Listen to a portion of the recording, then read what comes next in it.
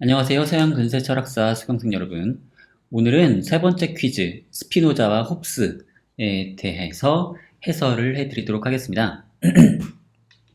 자, 그 전에 우선 공지사항이 있는데요. 다음 11월 5일, 목요일 오후 4시에 줌 수업을 할 겁니다. 실시간으로 할 거고요. 이때는 네 번째 퀴즈에 대한 해설을 하려고 합니다. 자, 여기 지난번과 같은 주소입니다. 그러니까 그렇게 들어오시면 되겠고요. 자, 이거 별도로 또 구글 클래스룸에도 공지를 할게요. 자, 그래서 이 시간에 딴 약속 잡지 말아주시고요. 자, 세 번째 퀴즈 전체적인 분포를 보면요. 이렇습니다. 평균 7.57점이고요. 3점부터 10점까지 있는데 10점은 3명, 10점은 3명, 9점은 9명, 그 다음에 8점, 7점, 6점 이렇게 점점 내려가네. 이렇게 계단처럼. 자, 이렇게 보시면 되겠고요.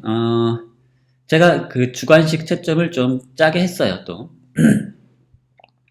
자, 왜 그렇게 했는지 이유를 다 또 설명을 드리도록 하겠습니다. 자, 첫 번째 문제. 스피노자의 견해로 적절하지 않은 것. 아주 잘 푸셨고요. 정신과 육체는 상호작용하지 않죠. 둘이 그냥 나란히 갈 뿐이죠. 그러니까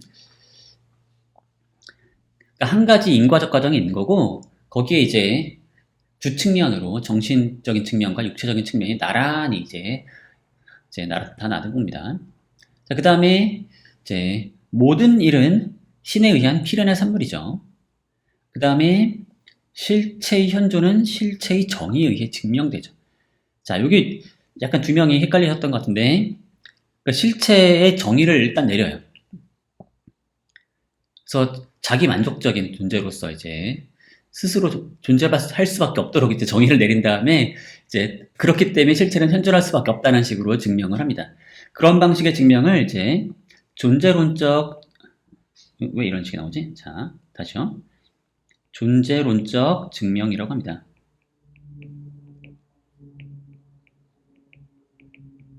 네, 존재론적 증명이라고도 불러요. 존재론적 신존재 증명이죠. 자, 이런 한번 궁금하신 분들은 또 검색해 보시면 많이 나옵니다. 주로 나오는 유형이 이제 데카르트가 했던 유형이 있고 그 전에 이제 했던 유형이 있는데 스피노자는 스피노자 방식의 형태가 있고 다 비슷비슷합니다. 그래서 일단 그 신의 어떤 실체의 정의, 개념상 이제 존재할 수밖에 없도록 정의를 하는 건데요.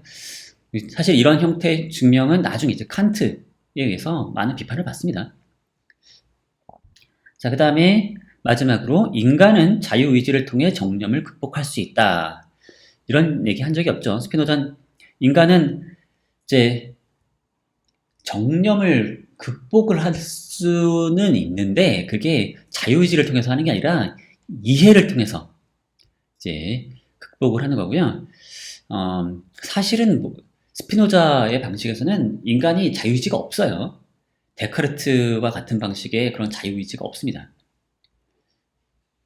따라서 이럴 수도 있고 저럴 수도 있고 어떤 이제 선택지가 원래는 없는 겁니다. 원래는 다 모든 일은 필연적인 과정이기 때문에 우리가 뭐 그렇게 하지 않았을 수 있었던 그런 일이 없어요.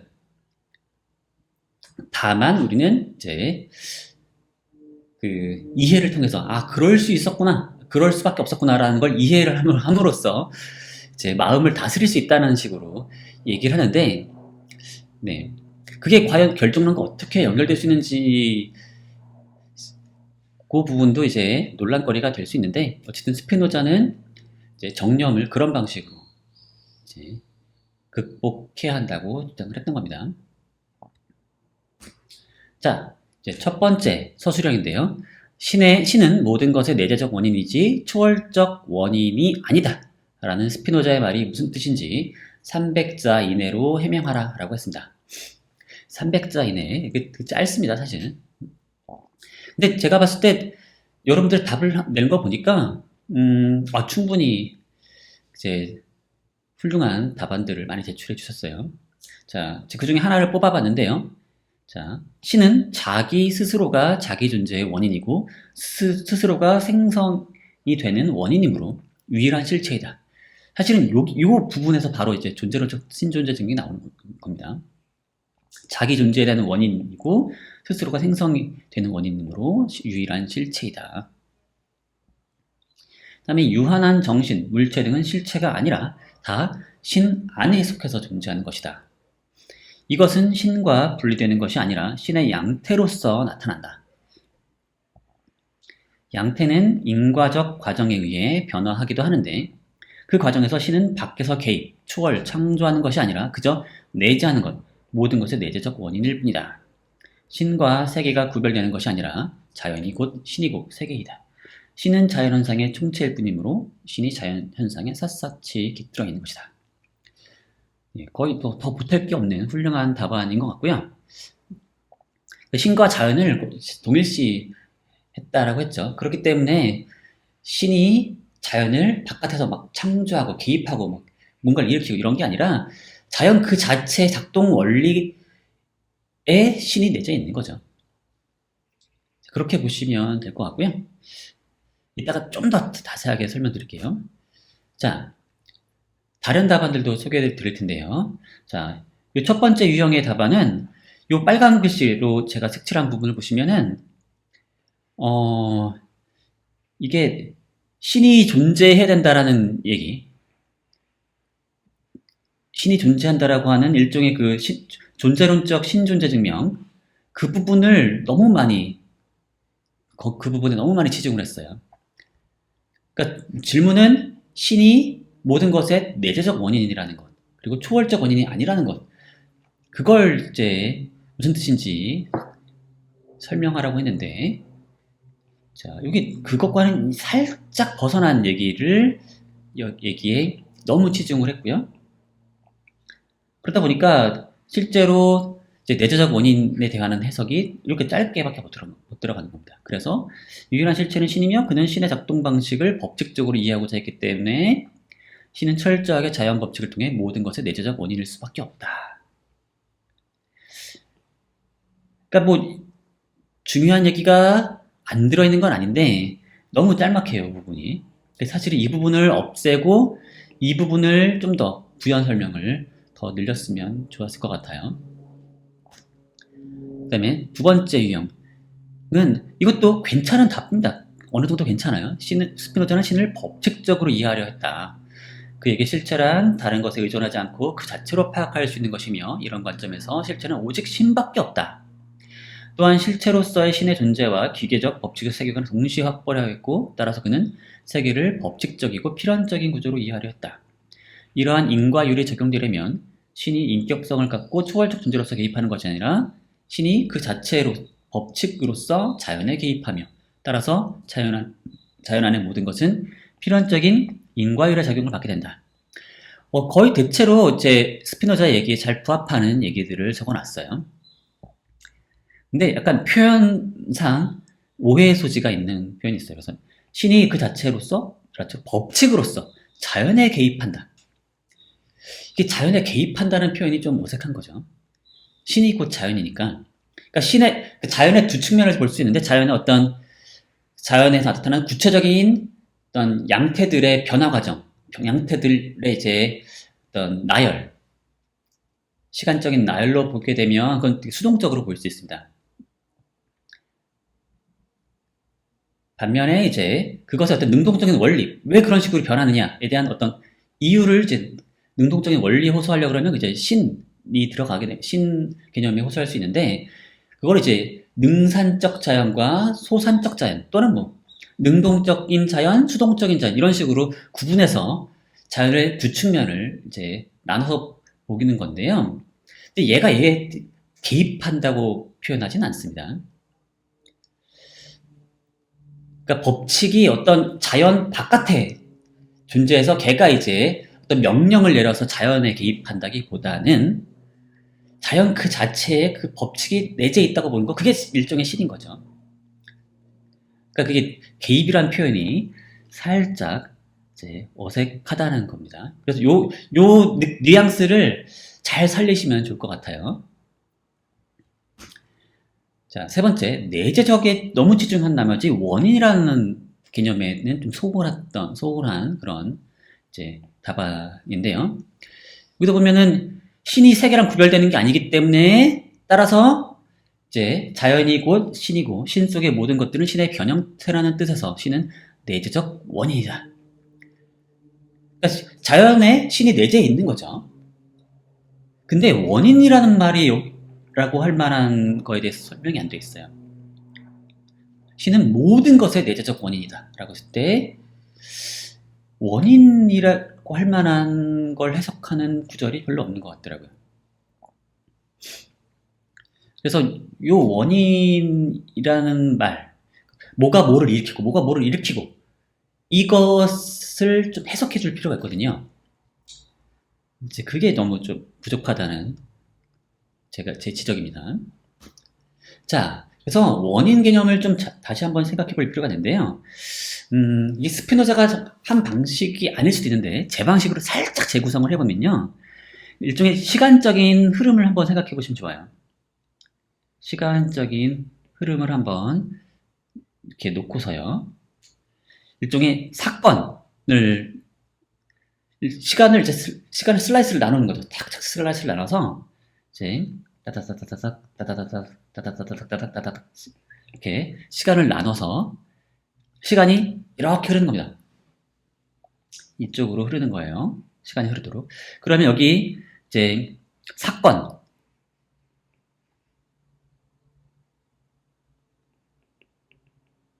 1이 있고 여기 사건 2가 있고요. 여기 사건 3이 있고요. 그러니까 일종의 그 첫 번째 시간대에 있었던 사건들이 결국 두 번째 시간대 사건의 원인이겠죠. 그 다음에 세 번째 시간대 사건의 원인은 두 번째 시간대 사건이겠죠.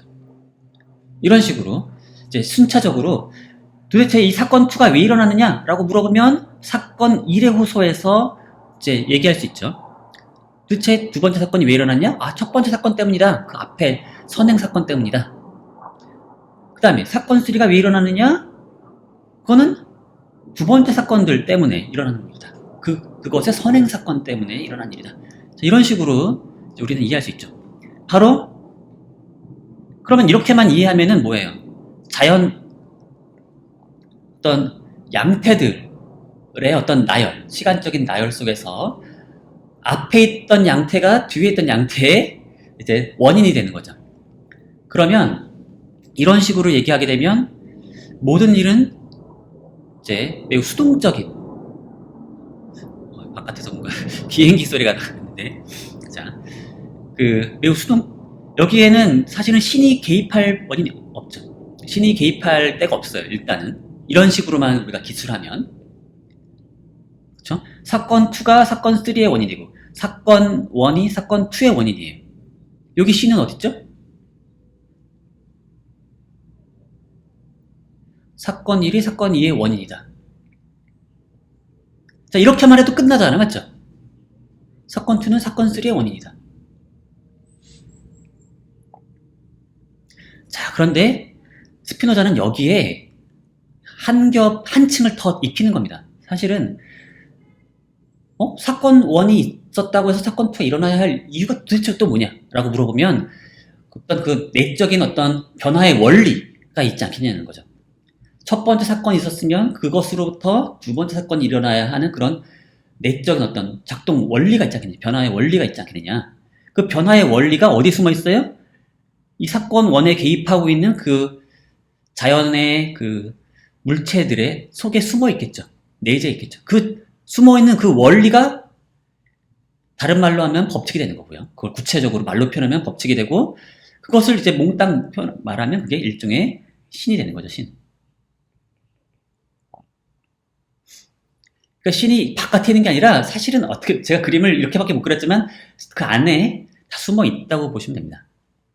그래서 그 변화의 어떤 능동적인 원리로서 사건 1에 개입한 제 물체들이 사건 2로 변화하도록 해주는 그런 내적인 원리가 곧 이제 신이자 다른 말로는 법칙이 되는 거죠. 그래서 모든 것의 원인이 신이 되는 거죠. 다른 말로 하면. 그래서 원인 개념이 이중적이라고 볼 수 있습니다. 결국 그냥 신을 제거하고서 생각해봐도 말이 돼요. 앞에 사건이 뒤에 사건의 원인이다. 이런 식으로 말할 수 있죠. 철저하게 신을 이제 사용하지 않은 채 마치 기계론적으로 말을 할 수 있는 것처럼도 보이지만 이제 그 한 겹을 더 생각해보면 왜 하필 그게 다음 사건으로 변화해야 되지? 라는 생각을 해보면 그 안에 어떤 내적인 변화의 원리가 숨어 있을 거라는 거고 그런 능동적인 원리를 이제 신이라고 이름 붙일 수 있다는 거죠. 자, 요런 이제 뉘앙스를 자, 이해해 주시면 좋겠습니다. 자, 다음 문제인데요. 홉스의 견해로 적절하지 않은 것. 이것도 잘 푸셨습니다. 인간과 사회도 일종의 물체이다. 신학은 철학의 주제에서 배제된다. 왜냐면 이제 원인이 없기 때문에 원인으로 발생 과정을 설명할 수 없잖아요. 그 다음에 단순한 사건의 기록은 철학이 아니다. 이건 역사라 그랬죠. 약간 역사를 비하하는 듯한 그런 표현으로 보이기도 하는데 실제로 약간 그런 당시 그런 식의 관점들이 좀 있었습니다. 약간 역사를 약간 밑에 두는 그런 느낌이 있었죠. 그리고 역사는 일종의 철학을 위한 어떤 재료처럼 생각하는 경향도 있었어요. 자, 그 다음 네 번째로 인간은 이성을 가졌기 때문에 말할 수 있다. 자, 이렇게 주장한 게 아니죠. 오히려 거꾸로 인간은 말을 할 수 있기 때문에 이제 추론을 할 수 있게 됐다. 라는 식으로 설명을 하고 있죠. 그러니까 홉스는 비물질적인 실체로서 어떤 그런 마음, 정신 이런 걸 이제 가정하지 않았죠. 오히려 그런 건 없다고 생각하고 싶어 했어요. 그 다음에 스피노자와 홉스의 공통점. 이건 의외로 좀 많이 틀리셨어요. 자, 스피노자와 홉스 상당히 공통점이 많습니다. 사실은. 실제로 홉스가 스피노자에게 영향을 많이 줬어요. 그러니까 스피노자를 이해할 때 두 가지, 데카르트, 홉스 둘 다 이해하는 게 좋습니다. 자, 전체적인 그 결과만 보면은 상당히 홉스랑 비슷한 점이 많은데 뭐냐면 심신이원론을 거부하죠. 그렇죠? 홉스는 유물론적인 이론론이고 스피노자는 신만 존재하잖아요. 유일한 실체, 신이잖아요. 그리고 정신과 물질은 그것의 두 가지 측면일 뿐인 거죠. 홉스에게는 어때요? 물질만 존재하고 정신은 물질의 어떤 복잡한 운동에 의해서 나타나는 결과물인 거죠. 그러니까 실제로 물질밖에 없는 거죠, 홉스에게는. 어쨌든 실제로 존재하는 게 무엇이냐에 대해서 견해는 좀 다르지만 심신이원론은 거부하는 게 맞는 거죠. 맞죠? 그 다음에 인간의 자유를 자연 속에 위치시키죠. 뭐냐면 인간의 자유가 자연 바깥에 그것으로부터 벗어나 있지 않아요. 어떤 자연적 과정이 따로 있고 우리가 만약에 자유로운 인간이 거기에 그것으로부터 벗어나서 자유로운 행동을 해서 그거랑 상호작용하는 게 아니에요. 법칙적인 필연적인 자연 속에 인간의 자유도 들어가 있는 거죠. 따라서 어떤 진정한 의미의 자유, 다르게 행동할 수 있었음. 우리가 그렇게 하지 않았을 수 있었는데 그렇게 하지 말걸. 이렇게 우리가 후회하잖아요. 그런 식의 후회는 마치 다른 식으로 행동을 할 수 있었던 것처럼 이제 얘기하고 있지만 사실 홉스와 스피노자는 사실 그런 걸 인정하지 않습니다. 암만 후회해봤자 사실은 과거의 자신의 행동은 원래 그렇게 행동할 수밖에 없었던 거예요. 그런 의미에서 인간의 자유를 자연 속에 위치시키려고 했던 거죠. 그래서 자유의 의미를 좀 약간 변형시킵니다, 둘 다. 다른 선택지가 그것과는 다른 선택지가 있었다.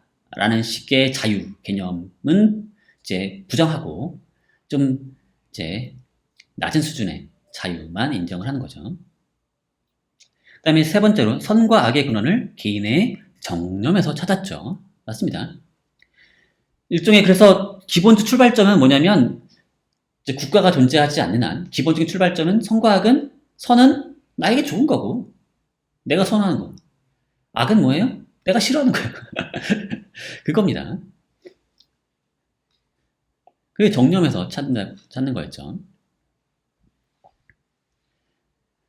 이제 그런 식으로 해서 인간의 심리로부터 출발해서 성과학을 이제 설명하거나 이제 해명하려고 했던 시도를 둘 다 했죠. 자, 마지막으로 모든 사고의 근원이 감각에 있다고 생각한 건 홉스죠. 스피노자는 그렇게 생각하지 않았습니다. 자, 서술형 두 번째. 감각이 모든 사고의 근원이라는 홉스의 견해는 사회계약론에 직접 사용되지 않는다. 그럼에도 이 견해가 리바이어던의 1장에서 제시된 이유는 무엇일까요? 동영상 강의를 참고하여 300자 이내로 답해 봅시다. 자, 봅시다.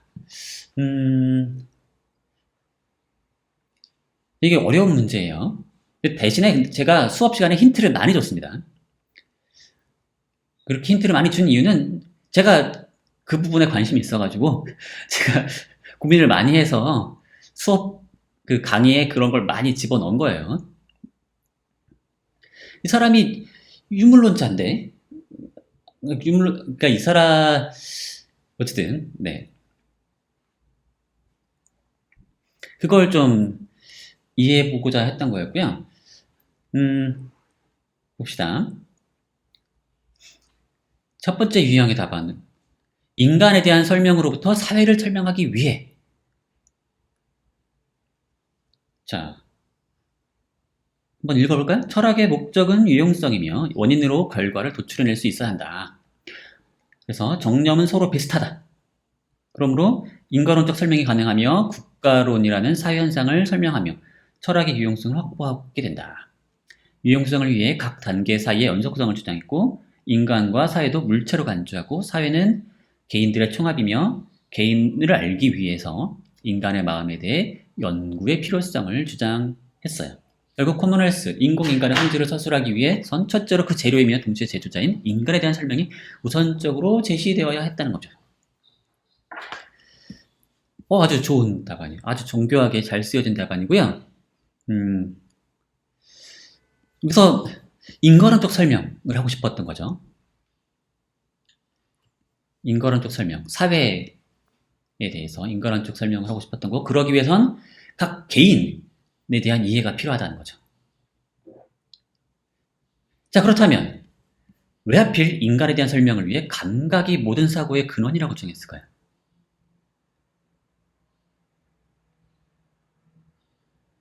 사실은 여기에 약간은 그게 들어있습니다. 답이.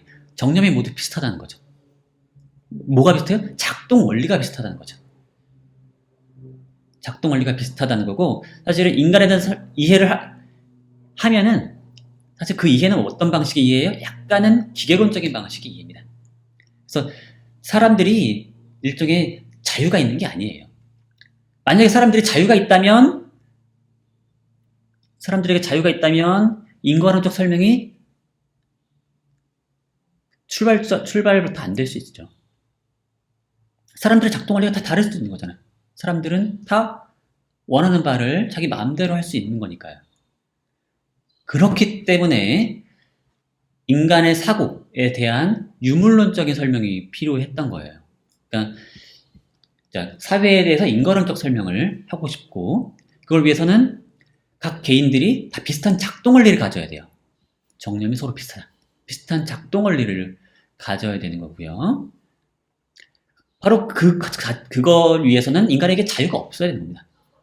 자유의지라고 하는 게 없어야 되는 거고 유물론적으로 약간의 법칙적으로 작동해야 할 필요가 있어요. 그걸 위해서 인간의 사고는 스스로 뭔가 비물질적인 무언가에서 얘가 뭐 사고하고 뭔가 추론하고 이런 게 아니라 결국 물질적일 수밖에 없는 거고 그러려면 바깥의 운동으로부터 뭔가 물질적으로 상호작용하는 그런 종류의 물질이어야 되는 거죠. 뇌가. 그런 의미에서 감각이 여기에 운동을 일으키고 뭐 어쩌고저쩌고 하는 그런 식의 유물론적인 설명이 필요했던 거고 그렇기 때문에 감각이 모든 사고의 근원이라는 식의 얘기가 들어가게 된 거죠. 그게 이제 저의 해석인 겁니다.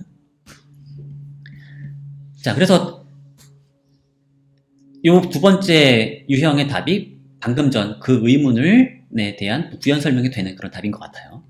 홉스는 인간과 사회도 일종의 물체로 간주하려고 했고, 그래서 사회는 개인들의 상호작용의 총합이기 때문에 인간의 마음에 대해 연구를 하면 인간은 다 비슷하기 때문에 이것을 이용하면 사회가 어떤 식으로 이야기될 수 있을지 계산할 수 있게 된다. 하지만 인간은 타고난 이성이 있어 물체와는 다르다는 식의 반론이 가능하죠. 근데 이렇게 되면 만약에 이 말이 맞다, 데카르트식의 이런 얘기가 맞다면 홉스식의 설명이 출발을 할 수 없는데, 그래서 이런 반론에 대응하기 위해선 인간의 사고 과정 역시도 물체처럼 법칙적이어야 된다는 식의 설명이 해야 되고, 그러려면 이제 인간의 이성이 작동하는 방식을 대략적으로나마 유물론적으로 설명할 수 있어야 돼요.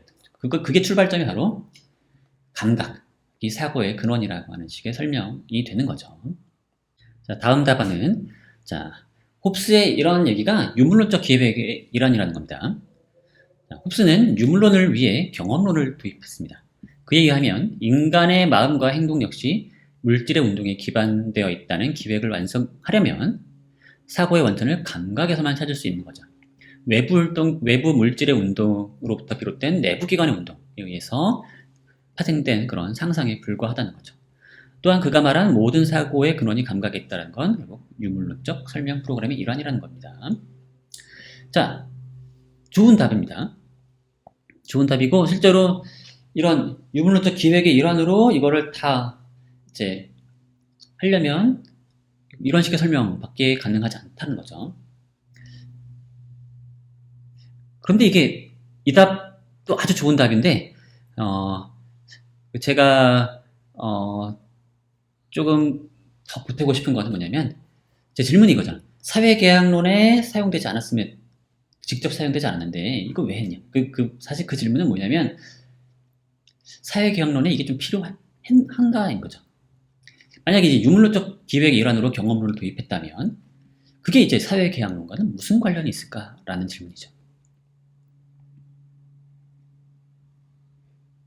그게 관련성을 조금 지적을 해주면 더 좋은 답이 될 것 같아요. 자, 그러면 다음 답은 이런 겁니다. 유물론적 기획의 일환으로서 이제 물체로부터 인간을 설명하고 또 인간으로부터 사회를 설명하기 위해서인 거죠. 자, 여기 쓰여진 답들을 다 아주 훌륭한 답들입니다. 자, 홉스의 이론적 기획을 성공시키기 위한 사회계약론의 물체론적 토대이다. 홉스는 이제 물체론과 인간론, 시민론이 별개가 아니라고 봤고, 인간론은 물질로, 시민론은 인간으로 환원하여 설명할 수 있다고 본 것이다. 그래서 홉스는 물체의 특성으로부터 인간의 특성으로부터 국가의 특성을 도출하고자 했다. 이러한 기획 아래서 홉스는 감각이 모든 사고의 근원이라는 명제를 통해 물체론으로부터 인간론을 도출하고, 이후 정념과 의지, 자발적 행위와 같은 인간론으로부터 사회계약론을 도출한다. 네. 아주 훌륭한 답입니다. 저 위에 것도 아주 훌륭한 답이고요. 자, 근데 그러면 여기서 한 가지 포인트를 더하고 싶은 게 있어요. 뭐냐면, 왜 하필 홉스의 시민론은 물질적인 마음을 필요로 했던 걸까요? 바로 그거는 앞에서 얘기했던 거죠. 인간도 법칙적으로 작동해야지 사회 현상도 법칙적으로 설명이 가능하다는 거. 바로 그런 직관이 있었던 거죠. 그렇기 때문에 이제 물질적인 마음을 필요로 했던 것 같아요. 이건 저의 해석입니다. 자, 그 다음에 마지막 답. 자, 요 유형의 답은 제가 전혀 생각하지 못했던 답인데 아주 꽤 재밌었던 답이에요. 뭐냐면, 홉스의 설명에서 제가 모든 사고의 원천은 감각이다라는 게 사회계약론을 구성하는데 별로 사용되지 않는데 그거 왜 써놨냐라는 식의 질문이었잖아요. 근데 이분은 아니다, 실제로 사용됐다라고 주장하고 있습니다. 이성과 정념에 대한 홉스의 설명이, 그 감각을 이용한 그런 설명이 결국 사회계약론을 구성하는데 정말로 구체적으로 사용됐다는 지적이에요.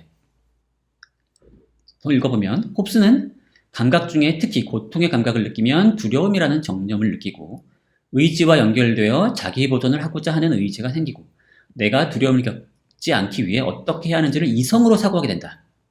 자, 정령은 그런 감각으로부터 이제 나타나는 거고, 이제 의지라고 하는 거는 뭐예요? 정령을 이제 합산하는 거잖아요. 그 계산이죠, 계산. 그러니까 이성은 일종의 계산이라고 그랬고, 추론은 계산이라고 했고, 그 계산을 통해서 나에게 제일 좋은 게 뭔지를 이제 계산하면 그 결과물이 이제 의지가 되는 거죠. 바로 그런 방식의 설명에 의해서 결국 만인에 대한 전쟁 상태인 자연 상태에 머무른다면 계속해서 고통의 감각을 느끼고 자기 보존을 실현하지 못할 것이니 나의 일부 권리를 포기하고 평화롭기 위해 국가라는 것을 생각하게 된다. 그러니까 감각으로부터 출발한 이런 이제 유물론적인 그 마음에 대한 설명이 결국에 국가의 필요성을 도출하는데 사용이 되는 거 아니냐, 직접적으로 사용되는 거 아니냐 거죠. 그래서 감각에서 시작된 자기 보존에 대한 의지가 이성으로 사고하게 하여 국가라는 것에 도달하는 것이다.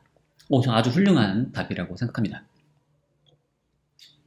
아주 저로서도 이제 재밌는 답이었고, 그리고 그러고 보니까 제가 수업 시간에 그런 식으로 수업을 했더라고요. 하기도 했어요. 맞죠?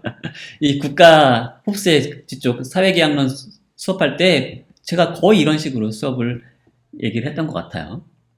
그러니까 감각에 기초한 마음이론, 홉스의 마음이론이 정말로 필요했던 거 아니냐라고 해석할 수 여지가 있는 거죠.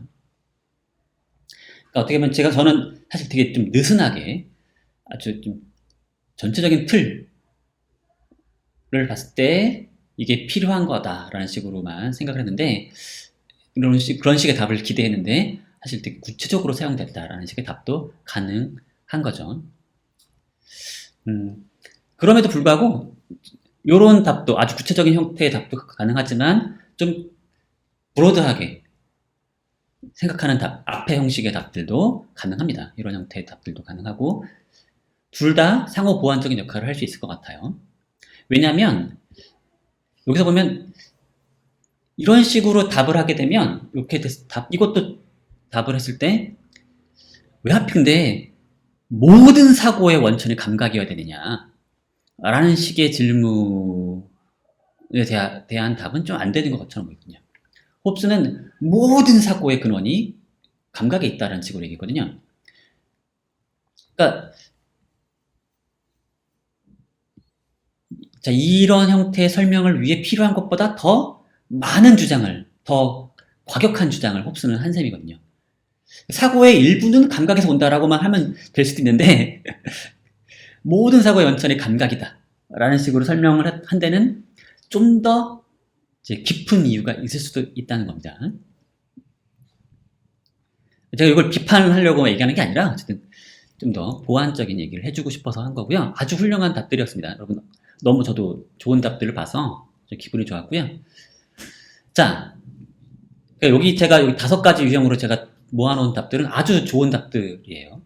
여러분들이 너무 훌륭한 답들을 써줘서 고맙게 생각하고 있습니다. 자, 그 다음 객관식 문제인데요. 홉스의 사회계약론에 대해 이해한 것으로 가장 적절한 것은? 자, 홉스의 사회계약론은 전쟁의 자연상태가 과거에 존재했다는 증거에 기초해 있지는 않습니다. 그런 걸 필요로 하진 않아요. 오히려 현재 상태, 내란 중인 현재 상태에 이제 비추어서 얘기를 하고 있는 거죠. 그러니까 우리가 그런 식으로 이제 계약을 맺어가지고 주권을 한 사람에게 몰아주지 않는다면 어떤 일이 벌어질지, 이런 식으로 이제 사고 실험을 하는 것도 생각할 수 있어요. 그래서 이런 식의 구체적인 역사적이거나 아니면 뭐라고 해야 할까요? 그런 식의 증거에 기초해 있는 건 아닙니다. 그렇다고 사실은 아주 그런 증거 얘기를 안 한 건 아니에요. 저기 아메리카에 가보면 거기 야만인들이 이제 전쟁 상태랑 비슷하게 살고 있다. 이런 식의 언급을 하긴 합니다. 근데 그건 과거 얘기는 또 아니고. 그 다음 2번째. 자연 상태에서 만인은 다른 사람의 신체에 대해서도 권리를 가지죠. 맞아요. 이게 무지막지한 권리를 가지는 거죠. 그렇기 때문에 내가 남의 신체의 권리를 가지니까 남도 나의 신체에 대해서 권리를 가지는 셈이에요. 그러니까 무자비한 전쟁 상태가 되는 거죠. 내게 니게 없는 거예요. 그다음 세 번째, 다수의 사람들과 예비 주권자 사이에 계약을 통해 국가를 만들어낸다. 아니에요. 그 왕이 될 사람과 계약을 맺는 게 아니고 우리가 다른 사람들과 다른 시민들과 또는 다른 백성이 될 사람들과 계약을 맺어가지고 한 사람에게 몰아주자라고 계약을 한 거예요. 그 왕은 계약 당사자가 아닙니다. 홉스에게선. 그 다음에 국민은 사회계약을 통해 만들어낸 국가의 주권자의 권리를 박탈할 수 없다고 주장을 하죠. 자, 그 다음 마지막 세 번째 서술형인데요. 리바이어던 18장과 21장을 읽고 주권자의 권리와 백성의 자유에 대한 홉스의 견해를 500자 이내로 자유롭게 평가하라 라는 문제입니다. 정말로 자유롭게 평가하길 기대하고 제가 낸 문제입니다. 그래서 서술형 세 번째는 정말로 여러분이 평가를 그냥 하면 점수를 드렸습니다. 거의 제대로 2점을 드린 것 같아요. 하지만 평가를 안 하거나 베꼈거나 뭐 그랬으면, 그러니까 요약만 하고 평가를 안 한 경우들이 있더라고요. 그런 건 제가 점수를 드리지 않았습니다. 자, 이게 보면 그냥 여러분 마음에서 그냥 읽고서 그냥 써보라는 그냥 거였습니다. 읽어보면 어때요? 무지막지하죠. 얘기가 너무 과한 느낌이 있죠, 분명히. 그걸 한번 느껴보라는 식으로 제가 읽어보라고 한 거였고요. 그래서 근데 그에 대해서 비판을 하는 건 또 다른 문제이긴 합니다. 평가를 하는 건. 내 마음에 안 든다 라고 얘기하면 편하죠. 근데 실제로 좋은 평가가 되려면은 내 마음에 안 드는 것 넘어서서 뭔가 이유를 달 필요가 있어요. 자, 그 중에서 제가 좀 뭔가 눈여겨볼 만한 답안을 좀 뽑아봤는데요. 홉스가 너무 극단적인 선택지를 제시한 다음에 양자택일을 강요하는 것처럼 보인다는 거죠. 자, 홉스는 명령에 복종하든지 아니면 전쟁 상태에 그대로 있든지 해야 한다고 말한다. 이것은 극한의 상태를 제시하고서 A보다는 B가 낫지 않냐? 이런 식의 논리인데 인간에게는 두 가지 선택만이 존재하는 건 아니다. 이는 홉스의 극단적인 시대 배경인 내전에서 비롯된 것으로 극단적인 상황에만 적용된다고 말할 수 있다. 자, 이런 평가 좀 괜찮은 것 같아요. 그러니까 홉스의 논리를 좀 분석을 하는 거죠. 홉스가 우리를 어떤 식으로 몰아가는지, 우리 설득력을 어떤 식으로 만들어내려고 했던지 보니까 홉스의 설득력은 가만 보니까 선택지를 두 가지로 딱 만들어 놓은 다음에 이거 아니면 이거니까 이쪽을 선택해 라는 식의 논리라는 거죠. 근데 만약에 선택지가 더 열려 있다면 홉스의 설득력은 약화되겠죠. 홉스의 논변은 약화될 수가 있어요. 바로 그런 주장이고 아주 좋은 논변입니다. 물론 선택지가, 그럼 다른 선택지가 뭐가 있는지 좀 더 구체적으로 얘기해 준다면 더 좋은 답안이 될 수가 있겠죠. 자, 두 번째 유형. 독재 정치가 내란보다 더 비참한 상황을 만든다면. 자, 홉스는 내란보다는 독재가 낫다라는 식의 얘기였죠. 근데 만약에 독재 정치가 내란이나 대전보다 더 비참한 상황을 만들게 된다면 홉스의 주장은 정당화될 수가 없다라는 거죠. 독재로 다수에게 좋은 국가가 형성된다 해도 독재론이 소수가 고통받는다면. 자, 뭐 이런 식의 이제 논리를 막 펼쳐볼 수도 있고요. 그 다음에 이건 일종의 가정이었죠. 만약에 독재가 내란보다 비참한 상황을 만든다면 이라는 식의 가정이었다면 더 현실적으로 증거를 찾아볼 수도 있겠죠. 혹시 이런 형태로 위임받은 주권자에 의해서 독재적인 어떤 주권자에 의해 한 지배가 자연 상태보다 안전하거나 평화롭지 못하다면 그게 가정을 할 수 있는데 정말로 역사를 따져보면 아닐 수도 있는 거죠. 아닌 사례들을 찾아볼 수 있다는 거죠. 그래서 이런 형태 위임받은 주권자의 한 지배가 자연 상태보다 안전하고 평화롭다는 주장은 수많은 역사적 사례를 통해 반박된다. 그 위임받은 주권자가 백성들을 마구잡이로 죽이고 이런 경우들이 있잖아요. 맞죠? 그런 다양한 사례들을 이제 이용하면 일종의 경험적 증거를 통해서 홉스의 논변을 약화시킬 수가 있죠. 물론 곧장 반박이 되는 건 아닌데 부담은 줄 수가 있는 겁니다. 자, 세 번째로 어떤 통치 형태든 사회계약을 체결한 개인들을 보호하기만 한다면 복종해야 하는데 과연 사회계약이 모두를 보호할 수 있느냐? 보호가 복종의 근거인데 홉스에겐 그렇죠. 근데 보호받지 못하는 사람이 있다면 그 사람에게 복종의 의무가 역시 사라지는 거 아니냐?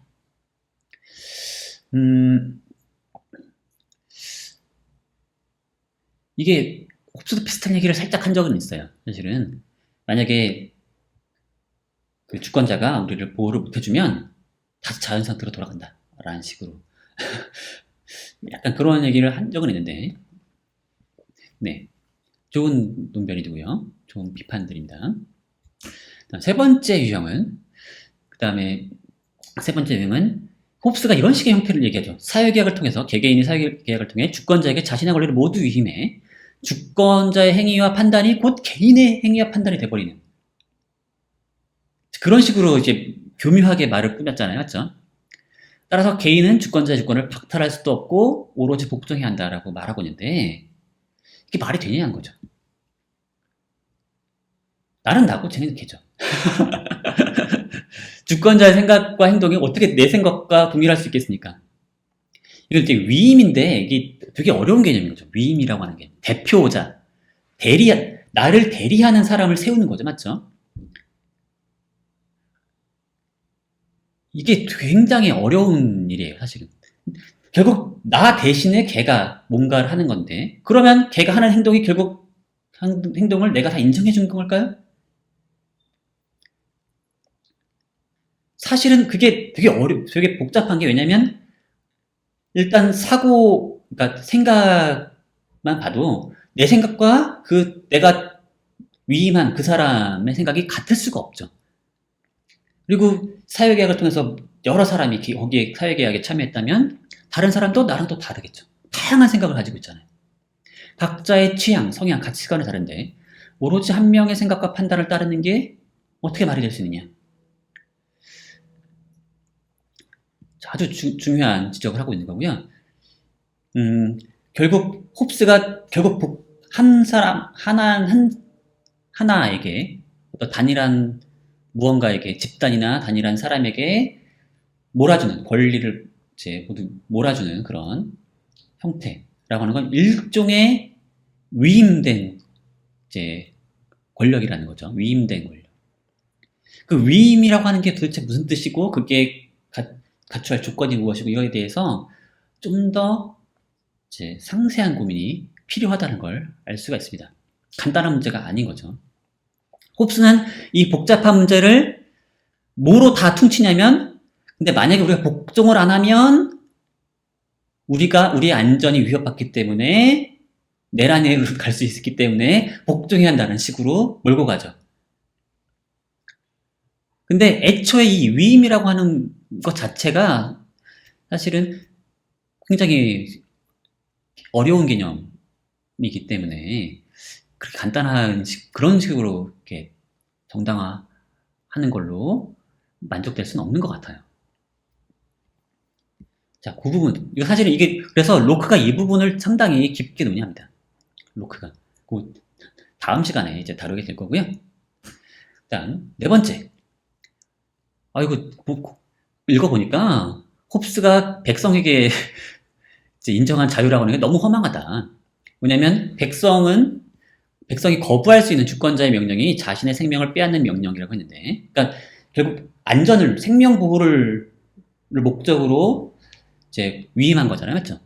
따라서 걔가 나의 생명을 뺏겠다 그러면 나는 그 명령을 거부할 권리가 있다는 거죠. 사실 바로 요 얘기에서 단서를 삼아서 좀 더 개인에게 불복종의 이유를 더 만들어낼 수도 있어요. 근데 홉스는 사실 불복종의 어떤 권리를 아주 최소로 잡은 거죠. 걔가 나를 죽이려고 하면 난 도망칠 수 있다 라는 식으로 그것만 허용을 했던 겁니다. 근데 그 사유도 사실은 되게 허망합니다. 왜냐하면 주권자가 죄를 저지른 적 없는 사람에게 사형을 명했다고 하자. 근데 그럼 그 사형수는 죄가 없으니까 도망을 가겠죠. 갈 수 있어요. 도망가는 건 허용됩니다. 하지만 힘이 더 센 국가가 결국 사형수를 잡을 거고 억울하게 생명을 뺏겠죠. 결국 이게 무슨 자유냐라는 거죠.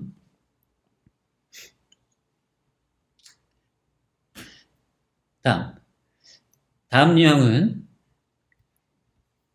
잘 읽어보시면 평가가 아무것도 없어요. 너무 아쉬운 답안입니다. 점수를 드릴 수가 없습니다. 자유롭게 평가를 하라고 했는데 평가를 안 하고 요약만 했어요. 이러시면 안 돼요. 평가를 하라고 하면 평가를 하고 요약을 하라고 하면 요약을 하고 그 뜻이 뭐냐 그러면 해설을 하고 문제에 맞게 답을 써주셔야 합니다. 자, 그 다음에 다음 유형의 답은 이겁니다. 법으로 제한된 자유. 그러니까 21장에 보면 그 백성의 자유는 뭐냐면 법률이 불문에 붙인 모든 종류의 행위에 대해 자유가 있다라는 식으로 홉스가 얘기해요. 이미 자유가 있는데 뭘 무슨 자유를 더 달라 그러냐라는 식으로 홉스가 얘기하고 있는데, 자, 이에 대해서 이런 식의 자유, 법 테두리 내에서만 허용되는 자유는 진정한 자유가 아니지 않느냐라고 지금 비판을 하고 있습니다. 너무 부분적인 자유고 이 진정한 자유가 아니지 않냐. 자, 그런데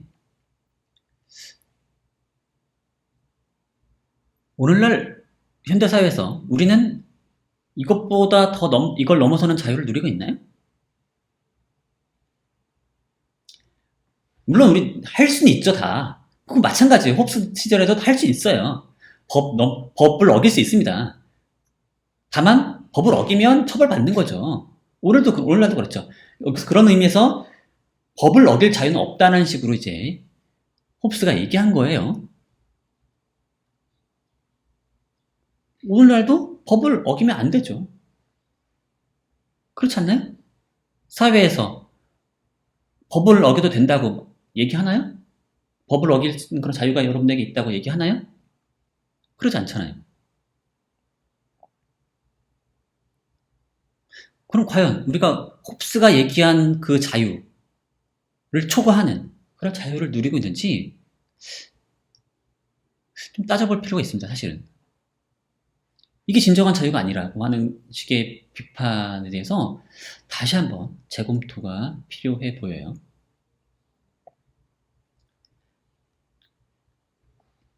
자, 7번째. 마지막 답안입니다. 제약 조건도 없이 막강한 권력을 주는 거 아니냐, 너. 자, 이거 영화 어벤져스 악역 타노스를 예를 들었는데, 이거 굉장히 재밌었습니다. 근데 악역 타노스가 자기의 행성이 망하는 걸 보며 우주 인구의 절반을 없애기로 마음먹은 것처럼 홉스도 내란을 겪으면서 절대적 권력의 필요성을 느낀 것 같다. 이런 생각 때문인지 주권자의 권리가 너무 막강한 것으로 보였다. 근데 이렇게 막강한 권력을 줄 때는 좀 엄격한 조건이 필요한 거 아니냐. 좀 똑똑한 사람이 해야 한다거나 아니면 윤리적인 사람이 해야 한다거나 그런 식의 뭔가 조건이 필요할 것처럼 보이는데 아무런 조건이 없죠. 그렇죠?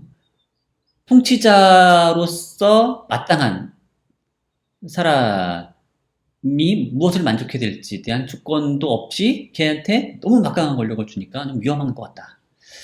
좀 이게 절대적인 주권자의 권리를 먼저 설정해놓고 이후 백성의 자유에 대해서 끼워 맞춘 듯한 느낌도 받는다. 이런 식의 이제 비판입니다. 좀 재밌는 답안이었고요.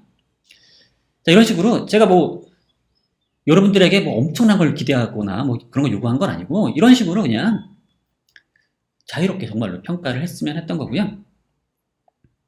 이제 이런 거 얘기를 한 문단 써보고 두 문단 써보고 발전시켜 보면 해야 더 좋은 좀 더 정교한 이제 그 글을 쓸 수가 있게 되는 거니까요. 이런 훈련이 많이 필요합니다. 그래서 제가 이런 퀴즈에서 요구하는 것들을 보시면 이 사람이 도대체 정확히 무슨 얘기를 한 건지를 이해하는 거. 이 스피노자 퀴즈에서 그걸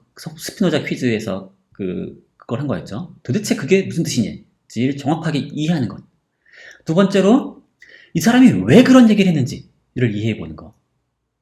그렇죠? 홉스가 왜 그런 식의 주장을 했을까? 모든 사고의 원천은 감각이다라는 주장을 왜 했는지를 한번 설명해 보는 것. 그 동기를 이해해 보려고 하는 것. 그럼 세 번째로 철학자의 주장을 평가해 보는 것. 이 주장 자체가 받아들일 만한 주장인지를 한번 평가해 보는 것. 이런 훈련들을 계속 해야 돼요. 자, 이런 훈련에 도움이 됐기를 바랐고요. 그럼 다음 시간에 제 동영상 수업에서 뵙도록 하겠습니다. 여러분 모두 수고하셨어요.